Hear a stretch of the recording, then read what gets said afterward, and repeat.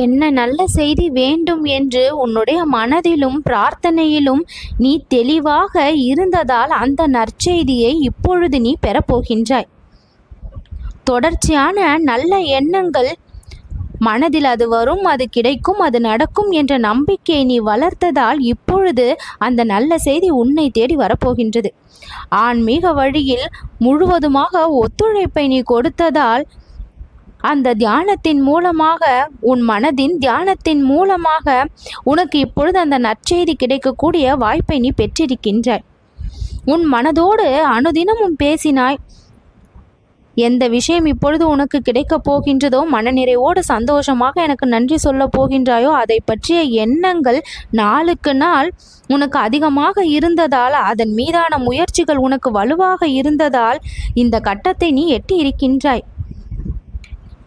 தேர்வில் ஒருவேளை தோல்வியை நாம் பெற்றுவிட்டால், இது எனக்கு ஒரு பாடம், அடுத்த முறை இன்னும் சிறப்பாக செய்வேன் என்று சொல்வதுதான் உன் மனதிற்குள் நீ கொடுக்கக்கூடிய ஒரு நல்ல உரையாடல்.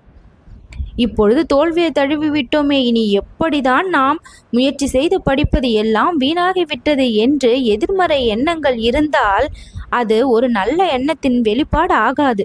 நல்ல நினைவுகளினுடைய சேமிப்பு தான், நல்ல சம்பவங்களை நினைத்து மனதை உற்சாகப்படுத்துவது தான் நமக்கு அந்த நற்செய்திகளை கொண்டு வந்து சேர்ப்பதற்கான வழிகளும் கூட. அந்த விதத்தில் நான் சொன்ன எல்லாவற்றையும் நீ சரியாக பின்பற்றினாய். அதனால் இப்பொழுது அதன் பரிசாக அந்த நற்செய்தி உன்னை வந்து சேரப்போகின்றது. ஆழ்ந்த மூச்சு பயிற்சி மிகவும் அவசியம். 4 வினாடி சுவாசி, 4 வினாடி தடுத்து வை, 4 வினாடி வெளியே விடு. இந்த ஆழ்ந்த மூச்சு பயிற்சியை நீ செய்தால் உன் மனதை நீ தேற்றிக் கொள்ளலாம். உன் மனதை அமைதிப்படுத்தும் தெய்வீக இயற்கை ஒலிகளை நீ கேட்க வேண்டும். உன்னை புரிந்து கொள்ளக்கூடிய ஒருவரிடமாவது அனுதினமும் மனம் விட்டு பேசு. உனக்கு யார் மீது முழு நம்பிக்கை இருக்கின்றதோ, யாரை மனமாற நம்புகின்றாயோ, யார் உனக்கு கெடுதல் நினைக்கவில்லை, உன் நலனில் விருப்பம் கொள்கின்றார்கள் என்று நீ முழுமையாக எண்ணுகின்றாயோ, அவர்களிடம் சிறிது நேரம் செலவிடு. கவலைகளிலிருந்து வெளியேறுவது என்பது, உன் கவலைகளை காகிதத்தில் எழுதிவிட்டு அதை மடித்து பூஜை இடத்தில் வை. இதை நீ பார்த்துக்கொள் இறைவா என்று இறைவனிடம் ஒப்படைத்து விடு. உன்னுடைய கவலை அக்கணமே குறைவதை நீ உணர்வாய். உன்னுடைய மனம் பாரத்தை இறக்கி இறைவனுடைய காலில் வைத்துவிட்டு அந்த இடத்திலிருந்து நீ நகர்ந்தால் அந்த கவலைகள் அத்தனையும் இறைவன் ஏற்றுக்கொண்டு உனக்கு நன்மைகளை புரிவான். கவன மாற்றம் மிகவும் முக்கியம். உடனடி செய்யக்கூடிய வேறு செயல்களில் மூழ்கு. ஒரு செயல் உனக்கு துன்பத்தையோ கஷ்டத்தையோ மன இறுக்கத்தையோ மன உளைச்சலையோ அழுத்தத்தையோ கொடுக்கின்றது என்றால் உடனடியாக நீ செய்ய வேண்டியது வேறு செயல்களில் நீ கவனத்தை மாற்றம் செய்ய வேண்டும்.